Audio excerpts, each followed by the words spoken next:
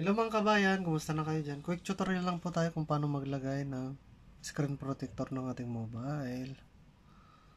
Ayan, punas-punas muna. Wala po tayong kung hindi kasama sa package. Yan po. Ito pong ilalagay natin mga kabayan. Ayan. Mayroong 1, 2. Okay, mabilisan lang tayo. Yung 1 po, tanggalin muna natin. Okay.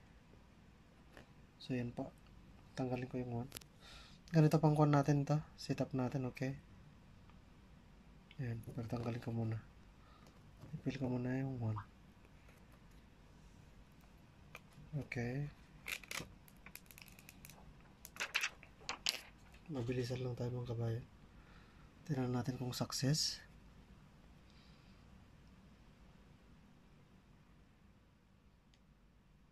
Ayan. Wait lang.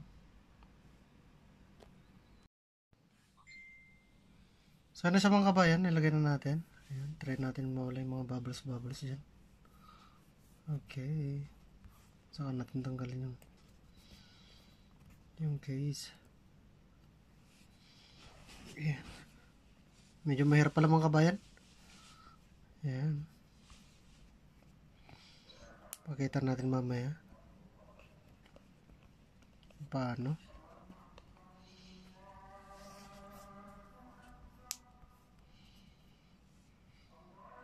Ayan. Okay. So yun mga kabayan, kailangan lang po natin i-push-push. Hindi po tayo expert. Ayan. Pero mawawala din yung mga bubbles na yan pag napipindot natin lagi. Ayan. So ito po yung step 2. Tanggalin na po natin. Tapos ipupush ko na lang, papakita ko sa inyo. Ayan mga kabayan, no? Ayan. Diyan. Okay. Tapos ipupush ko na lang to, tapos papakita ko nyo mamaya yung finished product natin. Okay. So ano siya mga kabayan, medyo kinukon ko pa yung mga bubbles. Okay. So okay na siya, hindi naman na siya masyado. Pero pag napipindot, mawawala yung mga maliliit na bubbles na yan. Pero ayusin ko pa rin yan. So sana nakatulong mga kabayan. Hanggang dito na lang po. Ayan po. Pag makikita nyo, konti lang. Ayan. Hindi po tayo perfect kasi hindi naman natin ginagawa, pero okay naman na siya. Smooth naman na siya, pero matatanggal na rin mamaya.